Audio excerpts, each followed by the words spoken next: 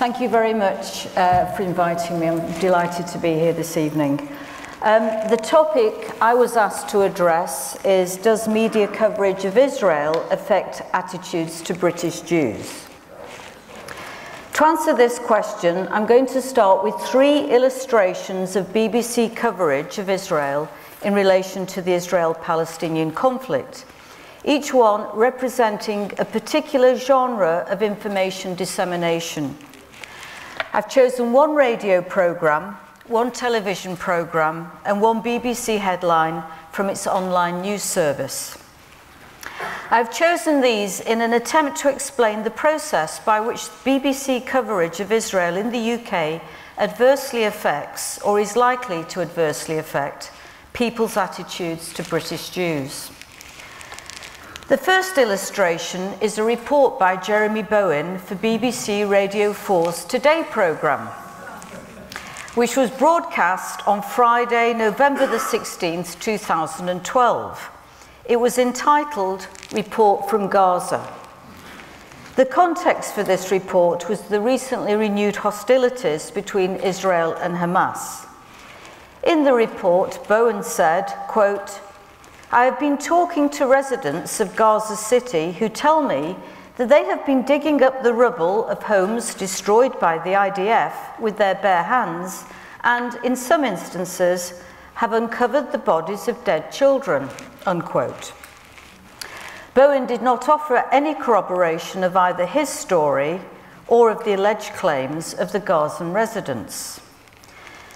The second illustration is the BBC Panorama programme, The Train That Divides Jerusalem, which was aired on the evening of the 20th of July 2015 and was written and narrated by filmmaker Adam Wishart. I've taken just 3 quotes from the programme and to contextualise them to demonstrate the programme's anti-Semitism. Wishart began the programme with the statement, quote, "I'm Adam Wishart, a British Jew, and I'm going to ride Jerusalem's new train to the heart of a city that feels more divided than ever," unquote.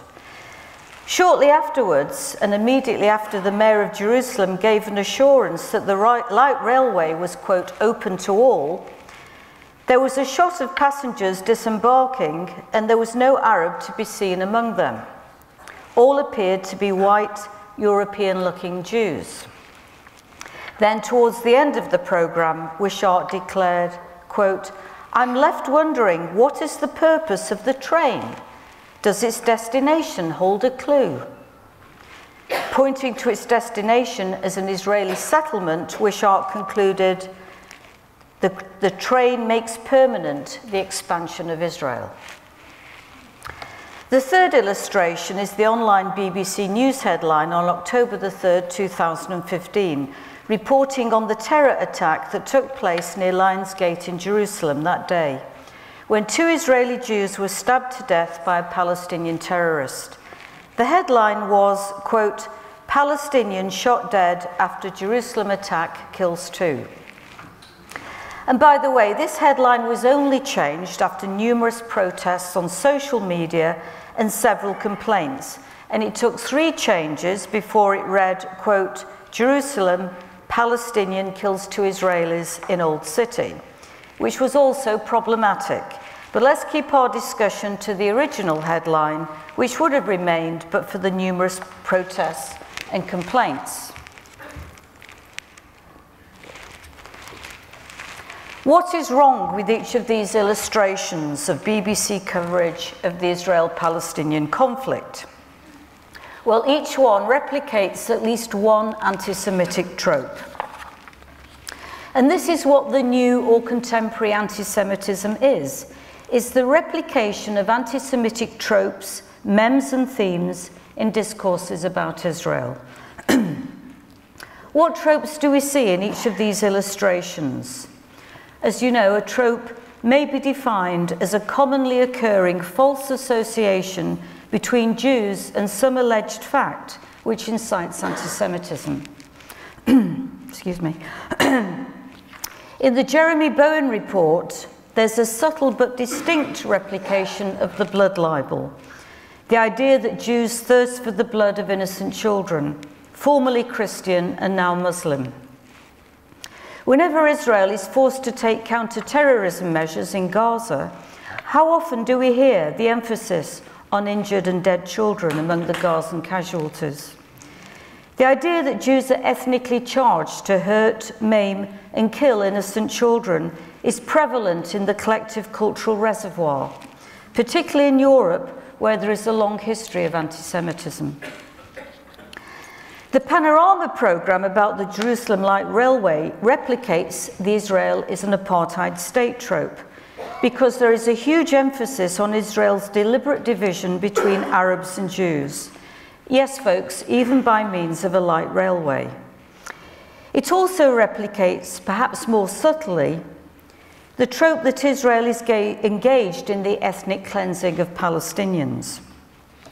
This trope is served not only by the camera shot of a group of homogeneous white European-looking Jews using the light railway, but also by shots depicting areas of a pristine and prosperous West Jerusalem that are Arab-free and Arab-only areas of East Jerusalem that are dirty, squalid and cramped. Ethnic cleansing is a concept that involves not only the killing of an ethnic group, but also its removal, expulsion, or gradual erosion from a particular area or region. These camera shots further support the Israel is an apartheid state theme of the programme because they emphasise division and separation along with white European superiority and privilege. The programme further replicates the trope that Israel pursues a self-interested expansionist policy with respect to land, sometimes referred to as the settler colonial trope, with its explicit reference to the permanent expansion of Israel. So you get a lot of tropes for your money in this BBC Current Affairs Panorama programme. Of these, the apartheid trope is particularly pernicious because it is used by anti-Israel activists to justify their BDS campaign against Israel, whether they are pursuing an academic, sporting, cultural, or commercial boycott. It is effective because it constructs Israel as a racist state, and racism, as we know, is the epitome of evil. Throw Israel colonial expansionism and ethnic cleansing into the mix, and you have a powerful anti-Israel message in one 30-minute programme. In addition, the use of a Jewish filmmaker and narrator authenticates the programme's negative message about Israel.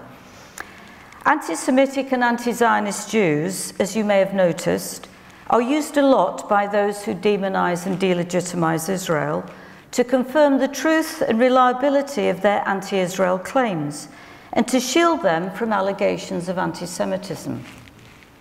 As Anthony Julius notes, quote, Jews ready to speak ill of fellow Jews or Judaism are high-value witnesses for non-Jewish anti-Semites, because their evidence may be taken to be both authoritative and free of malice. They are most likely to know the truth, they are least likely to wish to misrepresent it. Why, after all, would they wish to injure their own people? The list of Jews providing cover and protection to today's delegitimizers is a long one and includes Norman Finkelstein, Noam Chomsky, Tony Greenstein, Ilan Pappy, Gilad Atzmon, Alexis Sale, and many, many more. And to the list we can now add Adam Wishart. Suffice to say that the Jewish admission of wickedness trope, as it is called, is a frequent player in contemporary anti-Semitism. The third illustration, the BBC News headline, Palestinian shot dead after Jerusalem attack kills two, which would presumably have remained had it not been for the many protests and complaints, reinforces the contemporary trope that the Zionist state is maintained by Israeli brutality, oppression, and human rights abuses of the Palestinians, who in turn are not the authors of their current plight, but on the contrary, are the wholly innocent victims. This is said to be a recycling of the Jewish power trope. The headline recycles the trope most efficiently by making the Israelis appear as the unprovoked aggressors, by failing to contextualize the shooting of the Palestinian, and by failing to refer to him as a terrorist. Closely associated with the Jewish power, innocent Palestinian victims trope is the asymmetry of power trope, in which Israel is regarded as having all the force but none of the justice on its side, and the Palestinians are regarded as having all the justice but none of the force. As Julius notes, in this particular trope, quote, heartless might is taken to confront pitiable plight.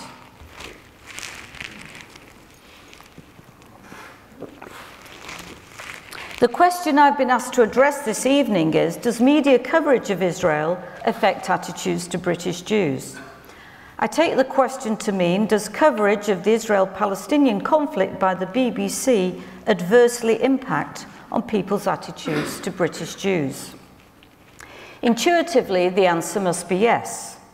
The BBC is a large, influential and powerful organisation. It is, moreover, highly respected around the world. One might guess that if it constantly portrays Israel as a bad country, then people who don't know Israel will accept that Israel is a bad country. One might also guess that if people accept Israel as a bad country, then some of those people at least are likely to think of British Jews as bad people. This is because people tend to conflate Israel and Jews. And if you speak to British Jews themselves, many will tell you that they feel as though they are victims of the BBC's anti-Israel rhetoric, and this is despite and not because of their own personal views on the Israel-Palestinian conflict. In fact, studies by the Community Security Trust and the All-Party Parliamentary Group Against Anti-Semitism drew a connection between media coverage of Operation Protective Edge and the spike in anti-Semitic incidents in Britain during the summer of 2014.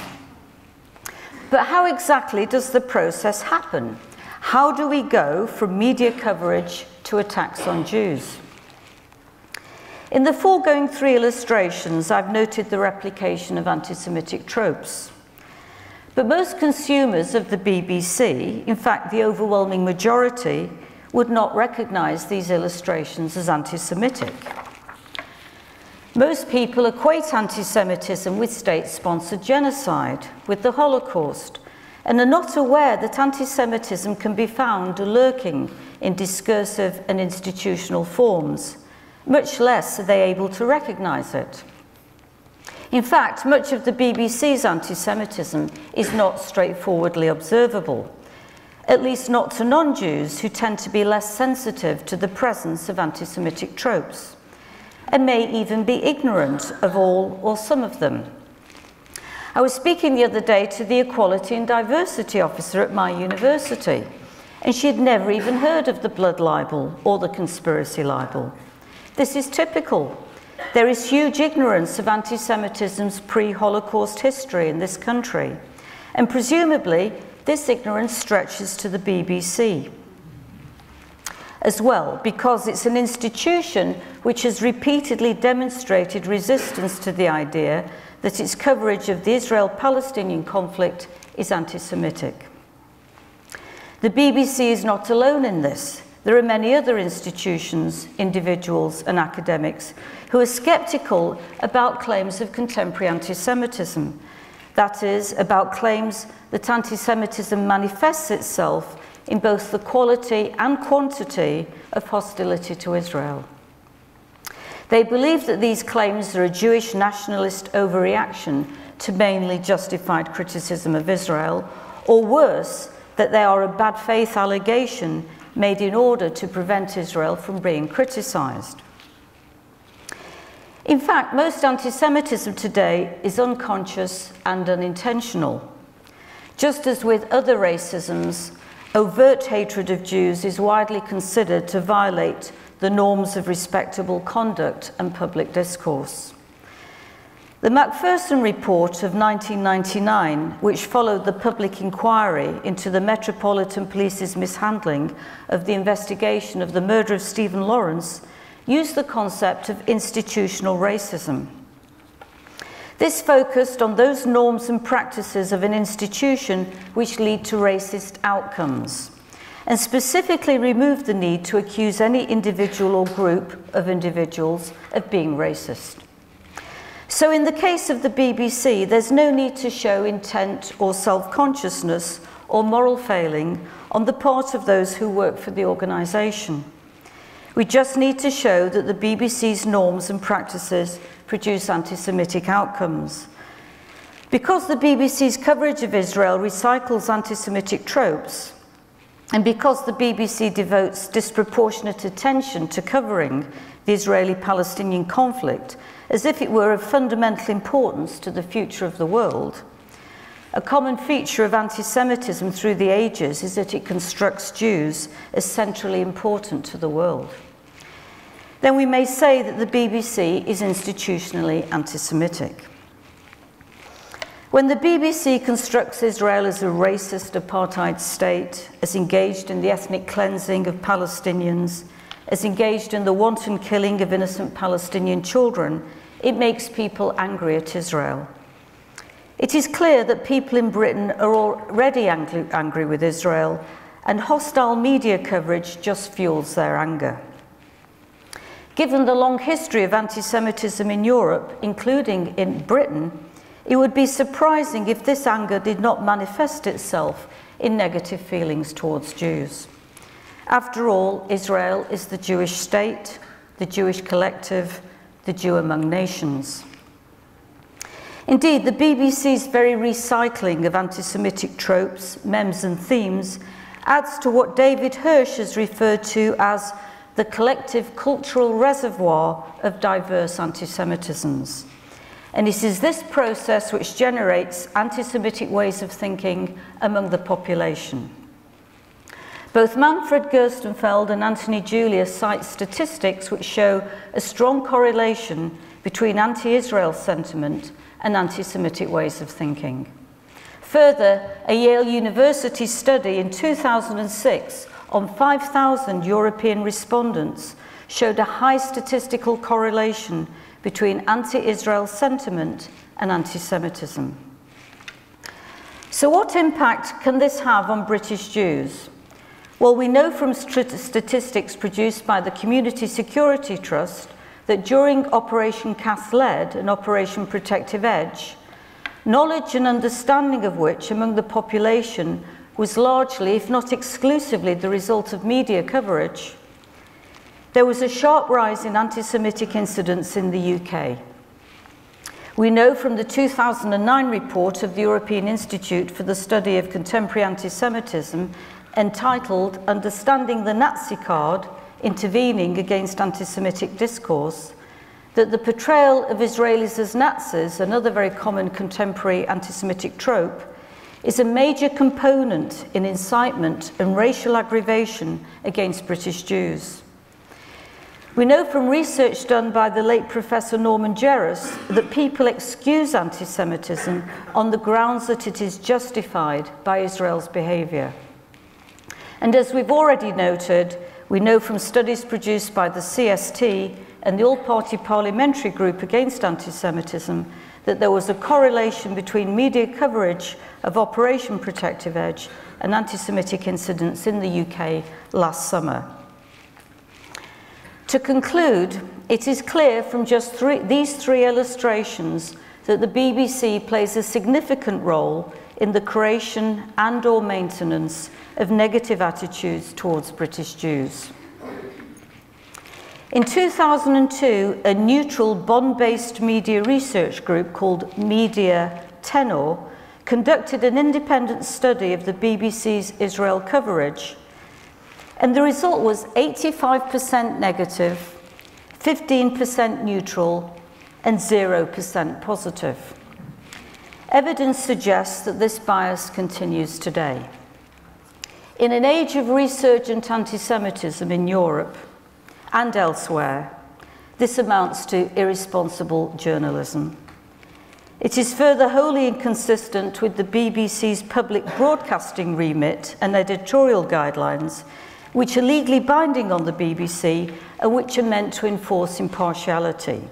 They provide that, quote, all BBC output must be based on sound evidence, thoroughly tested and presented in clear, precise language.